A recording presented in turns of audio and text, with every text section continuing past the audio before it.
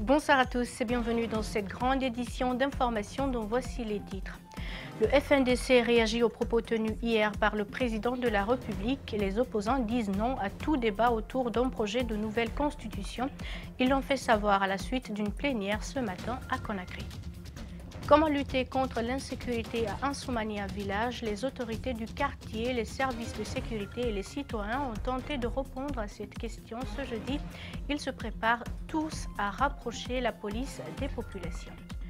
Flambée de violence contre les immigrés en Afrique du Sud ce jeudi, certains commerçants étrangers ont réagi face au pillage de ces derniers temps.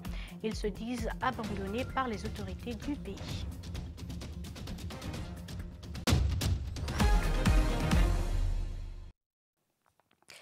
Encore une fois, bienvenue à tous. Les réactions ne tardent pas après la sortie hier du président de la République, Alpha Condé, a invité son Premier ministre à engager les consultations pour recueillir les avis en rapport avec la Constitution. La mouvance salue la démarche du président et approuve la nécessité de doter le pays d'une nouvelle Constitution adaptée aux réalités actuelles. De même, certains acteurs politiques appellent à un dialogue inclusif. Je vous invite de suivre les docteurs Saliou Bella Diallo et Sékou Kouraïssi Condé au micro de Mamadou Boy Diallo et de Ibrahima Souma. Nous, au niveau de la mouvance, le problème d'un énième mandat n'est pas à l'ordre du jour à la mouvance présidentielle. Plutôt, nous avons un problème de constitution. Une constitution qui a été rédigée par un régime d'exception. Donc nous saluons très sincèrement cette intervention qui est complète, qui a tout dit et que nous soutenons cette déclaration. Nous souhaitons que derrière cette démarche, qu'il y ait une véritable volonté d'ouverture, qu'il n'y ait pas de blocage ni d'un côté ni de l'autre, que le dialogue puisse remporter sur les passions, sur les crispations, sur les méfiances et sur les crises de confiance. Pour certains responsables d'organisations de la société civile, c'est à travers sa sortie d'hier beaucoup plus claire. Notre équipe reportage a rencontré les présidents du CNOX et de la CONASOC, Mariam Fodé Camara et Tierno Sadouba. C'est un exercice très attendu puisque les Guinéens voulaient savoir la direction du vent. Cette sortie du président qui, dans son adresse à la nation, instruit le Premier ministre de lancer les consultations pour un changement constitutionnel est saluée par certains responsables de la société civile. Je crois que c'est tout à fait normal qu'il soit effectivement à l'écoute et après tirer la leçon, voir si effectivement une majorité de la population souhaite une nouvelle constitution ou c'est le contraire. Il ne peut pas avoir de réforme constitutionnelle sans un large consensus politique. Et ça, je comprends dans ce discours une prise de conscience que le débat sur la Constitution ne peut pas se faire dans l'anarchie, ni par la dictate d'une majorité ou des extrêmes. Ça doit être un accord entre toutes les composantes sociopolitiques de la Guinée. Au-delà de ces consultations, il y a aussi la tenue des élections législatives. Mais les partis politiques n'ont toujours pas trouvé de compromis sur le fichier électoral. Mais au-delà de cela, il y a des questions sur le fichier qui doivent être réglées par la CENI, et dont la correction des anomalies qui ont été prouvées par l'audit du fichier. Pour le respect des délais qui ne sont pas encore fixés, le président de la CONASOC invite les acteurs politiques à faire des concessions. Quand ils ne parlent pas tous le même langage, chacun fait des revendications de part et d'autre, il va sans dire qu'il sera difficile de tenir les élections d'ici fin d'année. C'est-à-dire qu'il faut que les deux partis acceptent de s'asseoir autour de la table et puis se faire des concessions sur certains passages. Alors s'il n'y a pas de concessions entre l'opposition et la mouvance, alors ça deviendra difficile. Les regards sont désormais tournés vers le Premier ministre qui doit définir le calendrier des consultations sur la Constitution. L'autre réaction qui était attendue, c'est bien celle du FNDC. Le Front national pour la défense de la Constitution recuse les consultations. Cellou Dalein Diallo, Sidia Touré et Faya Milimono et d'autres opposants l'ont fait savoir dans une déclaration partagée avec les acteurs de la société civile. Mamadou Saliouba et Lamine Silla. Répondre au discours du président de la République. Pour ce faire, le chef de file de l'opposition a choisi de rester sobre. accompagné d'anciens ministres du chef de l'État, devenus opposants, de Sidya Touré, de Faye Milimono et des membres du FNDC. Une détente avec l'hymne national avant de répondre à ceux qu'ils appellent les conspirateurs. À ces conspirateurs et ennemis du peuple, au cynisme sans égal, le FNDC répond 1. Qu'il n'y aura aucune consultation, encore moins de discussion autour d'un changement de constitution. Il n'y aura pas de référendum, il n'y aura pas de troisième mandat, il n'y aura pas de débat sur le parti, quel que soit le prix. Tout au long de la déclaration, Cellou Dalein Diallo a gardé un visage serré, suffisant pour dire qu'il n'est pas d'accord pour une consultation, une nouvelle constitution ou encore un troisième mandat. Mais au final, la fermeté laisse place à la détente. Et Faye Milimono, plus euphorique que d'habitude, avec un pic au Premier ministre. Je crois qu'il faut laisser le Premier ministre d'abord se prononcer. Je crois qu'il n'est même pas prêt pour un dialogue. Le Premier ministre n'est pas prêt pour un dialogue, martèle Faye Milimono. Et même s'il était, pas question de s'asseoir avec lui pour discuter d'une nouvelle constitution. L'actuelle constitution ne sera pas changée pour nous fabriquer une constitution taillée sur mesure. La loi ne le permet pas, il n'y aura pas de consultation, ils n'auront aucun interlocuteur et le peuple va faire valoir son droit à la résistance. Le Premier ministre l'a peut-être entendu, le FNDC veut qu'on parle d'autre chose que de consultation. C'est trop dire que Cellou Dalein Diallo et Sidya Touré ont banalisé le discours du chef de l'État, mais ils ont choisi de rester sobres.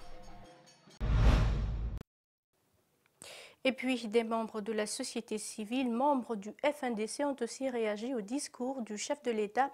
Ils veulent qu'on parle de chômage, d'insécurité, d'insalubrité et d'infrastructures plutôt que de consultation pour une nouvelle constitution. Djibril Ba, Mamadou Saliouba et Lamine Silla. Ils ont été nombreux avec des obédiences diverses, mais tous aspirent à un seul objectif, s'opposer par tous les moyens à une éventuelle modification de la Constitution. Acteurs de la société civile, membres du FNDC, l'ont réitéré juste après le discours du chef de l'État appelant à une consultation nationale. Pour nous, c'est un faux débat, dans la mesure où on ne va pas accepter de dialoguer sur un coup d'État constitutionnel. Donc c'est un faux débat, c'est un non-événement. Ces jeunes activistes tiennent le même langage. Non pour un troisième mandat pour Alpha Condé, ont-ils martelé. Et je me suis engagé dans l'ordre d'idée de défendre les principes et les valeurs auxquelles ma nation a souscrite. En aucun cas, en aucun lieu et en aucun instant, je ne pourrais avoir un dialogue avec quelconque putschiste. Et déjà, je ne pourrais pas discuter et dialoguer ou me faire consulter sur un aspect à la fois illégal et illégitime et qui n'obéit sur aucune base à la fois légale. Bailo est l'un de ces jeunes du Front national pour la défense de la Constitution qui sont convaincus qu'Alpha Condé est en manque de stratégie. Sa sortie est, dit-il, trop tard. Il fallait prévoir en fait, d'autres propositions un peu plus officielles à vouloir aller vers la population, mais je me dis que c'est un peu trop tard. Il fallait commencer par cela, à expliquer réellement aux populations ce qu'ils veulent, et si c'est faisable qu'on le fait, et si ce n'est pas faisable qu'on ne le fait pas. Le débat autour de la Constitution occupe une grande partie aujourd'hui des préoccupations de l'opinion nationale. L'opposition et la mouvance, chacune, pour l'heure, reste sur sa position. Un nouveau mouvement social veut susciter un véritable débat sur le développement socio-économique du pays. L'Alliance nationale patriotique, qui a lancé ses activités ce jeudi, se donne pour mission de pérenniser les acquis de l'indépendance. Compte rendu Mamadou Boye Diallo et Ibrahima Souma. L'Alliance nationale patriotique est un mouvement social composé de partis politiques, de syndicats et acteurs de la société civile. Cette alliance veut faire du retour aux valeurs nées de l'indépendance le fer de lance de son combat pour une Guinée émergente et orientée vers le développement. Nous devons réhabiliter les nobles valeurs du dévouement de la cause commune, l'attachement à l'unité et à la fraternité du peuple, le respect de l'état de droit, à la justice sociale, l'amour du travail honnête, le refus de la corruption et de l'atteinte au bien public. Concernant le débat sur le changement de la Constitution, Pour permettre au président Alpha Condé de briguer un nouveau mandat, la position de l'Alliance est sans équivoque. Cette plateforme est hostile et contre la modification de la Constitution. Cette plateforme est contre le changement de la Constitution. L'Alliance nationale patriotique est apolitique.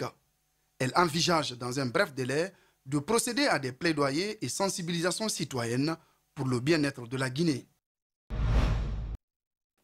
L'actualité à l'Assemblée nationale, 5 députés de l'opposition plurielle n'ont pas de véhicule de commandement. Ils ont profité de la clôture de la session extraordinaire pour attirer l'attention du ministre du Budget. Le président de l'institution lui s'est dit peiné de la situation, mais indique que les concernés ne remplissent pas les conditions préalables. Reportage Mamadou Bouléré Diallo et Ibrahima Sori Kamara. Tous sont de l'opposition plurielle élus sous la bannière de l'UFDG, de l'UPG et de l'UFR. À l'interne, les tractations ont été houleuses sans aboutir. Ce jeudi, ils ont donc évoqué la question en plénière.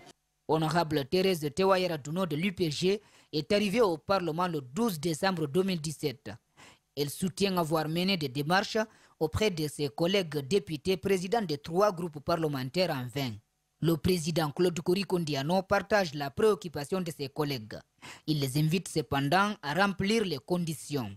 L'Assemblée n'avait plus les moyens de nous donner les véhicules, pour la simple raison que le mandat tire à sa fin et que nous ne serions pas à mesure de payer la contrepartie du prix des véhicules. Pour les missions parlementaires, les députés font du covoiturage. Une situation difficile, indique cette députée. Nous sommes rentrés en lobbying pour toujours passer par la voie hiérarchique et afin qu'on rentre en possession de nos véhicules. Puisque, comme je l'ai rappelé tantôt, pour venir à l'Assemblée, ce n'est pas tellement un problème. Mais quand il s'agit de réaliser des activités à l'intérieur du pays, c'est là où nous sommes confrontés à des frustrations. Le ministre du Budget vers lequel la question est orientée a donné une courte réponse, mais qui ne donne aucune lueur d'espoir. Les relations entre l'Assemblée et l'exécutif ne sont pas des relations individuelles, ce sont des relations vraiment institutionnelles et que toutes les questions doivent être débattues au niveau institutionnel. L'incohérence pour Thérèse Tewayera Duno, c'est qu'elle perçoit les primes de carburant, mais pas la voiture. Rencontre ce jeudi entre les services de sécurité, jeunes femmes et autorités du quartier d'Ansoumania. L'objectif est de discuter sur les problèmes de sécurité et d'initier des pistes de solutions pour lutter contre l'insécurité dans le quartier. La rencontre intitulée Forum vise également à renouer la confiance entre les services de sécurité et la population. Alseni Bari et Yacouba Traoré. Ansoumania village. Un des 31 quartiers de Djubreka, route défoncée, pas de poste de sécurité, ni de lampadaire, zone presque oubliée. Ce jeudi, un forum local de sécurité et de prévention de la délinquance met en conclave services de sécurité, jeunes, femmes et autres citoyens de la localité. Ce forum a pour objectif de réunir la population et les services de sécurité ainsi que les autorités du quartier afin de parler ensemble des problèmes de sécurité et d'initier des actions de solutions pour lutter contre l'insécurité dans le quartier. Et ce forum aide également à renouer la confiance entre les services de sécurité et la population. Pendant près de 2 heures, ces populations ont proposé des stratégies pour endiguer le banditisme dans leur quartier. Nous avons les routes qui ne sont pas praticables. Nous avons une obscurité totale au niveau du quartier. Tout cela amène à l'insécurité. Donc, nous demandons aux autorités en place pour qu'elles nous aident pour avoir, je ne dis pas le maximum, mais le minimum de sécurité. Le message semble bien compris. Des premières dispositions sont prises. Nous ferons la patrouille pédestre journalière. À partir de 18 h, il y a une relève qui viendra, qui assurera la sécurité la nuit. À l'issue de ce forum, un rapport sera fait et déposé au niveau du Conseil local de la sécurité et de la prévention de la délinquance basé à la commune. Cette activité s'inscrit dans le cadre du programme d'appui à la réforme du secteur de la sécurité financé par l'Union européenne avec un appui technique de Kojinta.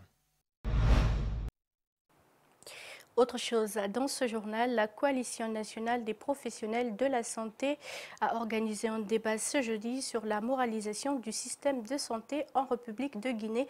Réunis à l'université Gamal Abdel Nasser de Conakry, les professionnels de la santé ont voulu inviter les uns et les autres sur la responsabilité morale des professionnels de santé. Rosaline Goto Monemou, Aboubakar Keke Bangoura. La Coalition nationale des professionnels de santé a voulu cette rencontre pour interpeller le corps médical sur la responsabilité morale. Cette coalition compte mettre tout en œuvre pour dénoncer ce qui manque à la médecine guinéenne afin de lutter contre le déplacement des patients vers d'autres pays à la recherche de meilleurs soins. Et nous allons mettre toutes les forces et toutes nos énergies afin que cela soit une réalité en Guinée. Pour éviter à ce que nos patients aillent à Dakar, les médecins sénégalais ne sont pas plus forts que nous. Nous allons dénoncer ce qui manque à la médecine guinéenne. Nous allons dénoncer ce qu'il faut faire. Et ensemble, vous et nous, ensemble, ce n'est pas nous seulement la coalition, mais c'est l'ensemble de la société civile guinéenne. Ensemble, nous allons trouver la solution pour que vraiment nous soyons fiers de notre médecine. Les professionnels de santé pensent qu'il faut que le corps médical change de comportement. Ils sollicitent par la même occasion l'équipement des hôpitaux du pays. Il faudrait qu'on améliore l'accueil de nos malades au niveau des hôpitaux. Il faudrait qu'on donne le maximum d'informations à nos malades avant d'entreprendre les soins. Et il faudrait également qu'on essaye quand même d'équiper nos hôpitaux, parce qu'en réalité, même si le médecin est formé, mais s'il n'a pas le matériel, s'il n'a pas l'équipement nécessaire, ça pose un autre problème. Amadou Tidiane Kaba est avocat au barreau de Guinée. Il est l'un des conférenciers. Il déplore l'impunité qui règne en Guinée. Il pense qu'il faut détecter tous ceux qui exercent le métier de façon illégale et les traduire devant la justice. Mais encore faut-il les découvrir, encore faut-il les dénoncer, encore faut-il les traduire devant la justice. Et c'est à cela que je reviens à la thématique de l'impunité. L'impunité devient institutionnelle en Guinée, l'impunité devient la règle.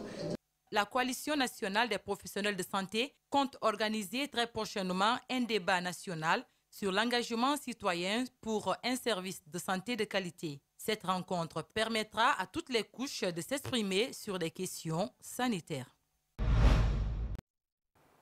Éducation à présent, la rentrée scolaire, c'est pour le 3 octobre et certains établissements essayent de faire peau neuve. À Koya, par exemple, l'école primaire du centre qui manquait de clôture va bientôt en avoir. Les travaux de construction ont été lancés ce jeudi en présence des autorités préfectorales et communales. Abdourahmane Ba et Ibrahim Assouri et 5 Souma pour le reportage.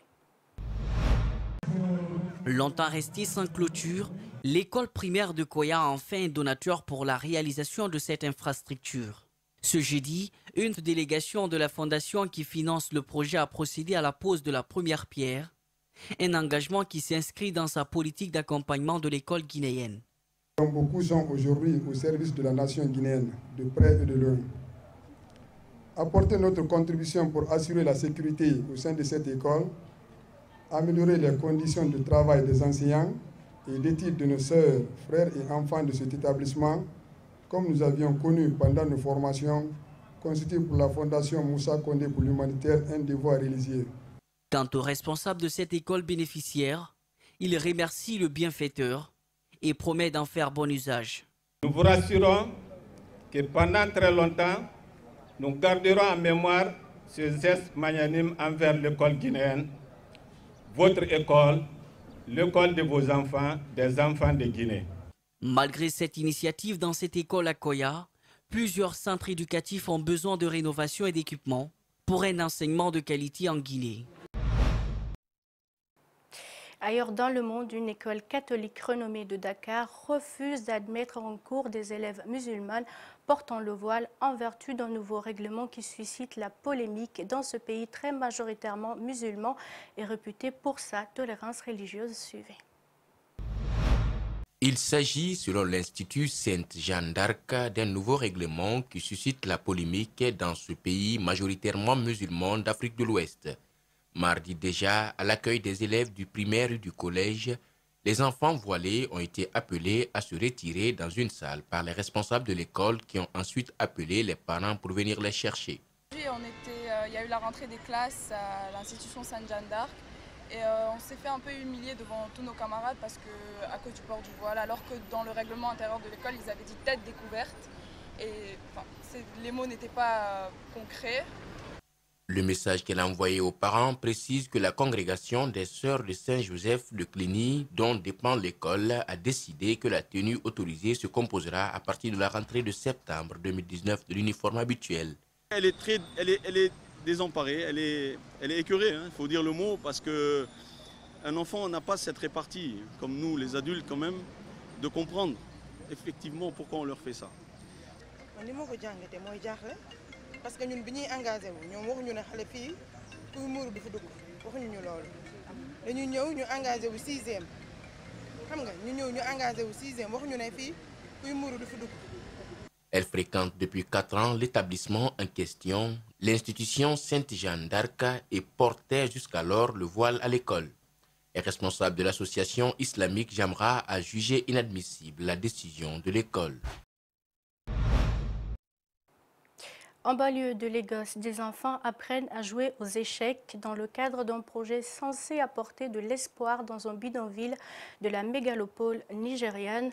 Joueur chevronné Tunde Okonola a lancé le club pour offrir aux jeunes élèves qui, pour beaucoup, ne sont pas scolarisés et travaillant pour aider leur famille, un espace où ils peuvent s'exercer aux jeux souvent considérés comme hors de portée pour les populations pauvres du pays le plus peuplé d'Afrique.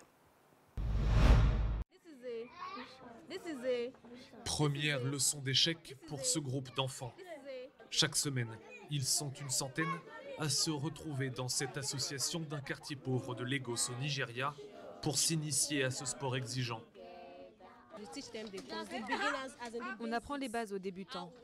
Le nom des pièces d'échecs, leur valeur, combien de cases il y a sur un plateau d'échecs, quels sont leurs mouvements et comment attaquer l'adversaire.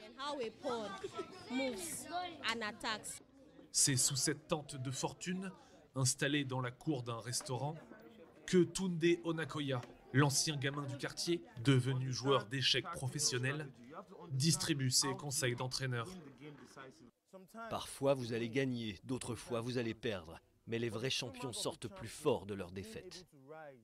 Il y a 1 an, il a eu l'idée de se servir de son expérience de joueur pour monter cette association. Dans ce bidonville, la plupart des enfants ne sont pas scolarisés. Les leçons d'échecs les éloignent de la rue et leur offrent une manière de s'éduquer autrement. Ils apprennent beaucoup de choses en apprenant à jouer aux échecs. Avoir l'esprit critique, de bonnes bases en communication, de la créativité. Ils apprennent à penser à la stratégie, à savoir résoudre les problèmes. Tout ce qu'ils apprennent ici, ça leur sera utile toute leur vie. Et au bout de quelques leçons, les progrès sont déjà là. Ça m'apprend à réfléchir vite, à comprendre rapidement les choses. Les échecs m'apprennent à calculer rapidement. Pour les plus assidus, les échecs peuvent devenir une porte de sortie, leur permettre de reprendre le chemin de l'école et peut-être à terme quitter le quartier. Jemiou est l'un des meilleurs joueurs du club. Il vit dans ce bidonville avec sa mère handicapée. Grâce aux sponsors de l'association et à l'argent remporté dans les tournois, il est aujourd'hui scolarisé. Les échecs vont m'aider à devenir ingénieur. Grâce aux échecs, je vais à l'école et je peux m'acheter des livres pour lire. Quand je serai grand, je veux devenir ingénieur. En attendant, l'entraînement continue, avec l'espoir d'obtenir une bourse et de sortir de la misère. Et pourquoi pas devenir un jour le premier champion du monde d'échecs africain.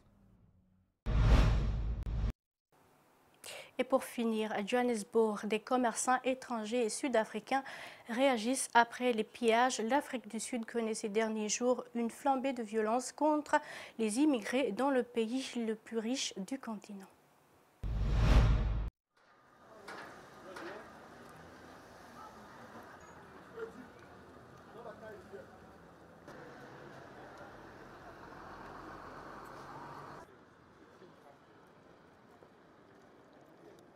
C'est terrible, je suis très contrarié. Le gouvernement nous a laissé tomber. Il ne nous protège pas. Ce n'est pas normal, ce n'est pas juste. Il nous a laissé tomber. Je ne blâme pas ceux qui commettent les pillages. Le problème, c'est le gouvernement.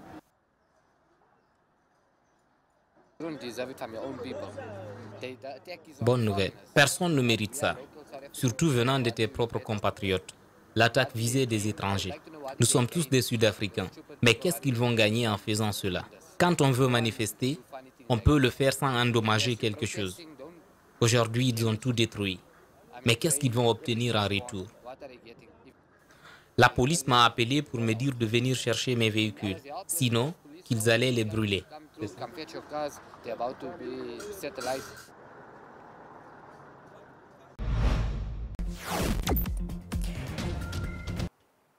Et c'est tout pour cette grande édition d'information à tous. Merci de l'avoir suivi. Merci également à l'équipe de la rédaction ainsi qu'à celle technique. Restez avec nous, nos programmes continuent sur Espace TV. Au revoir.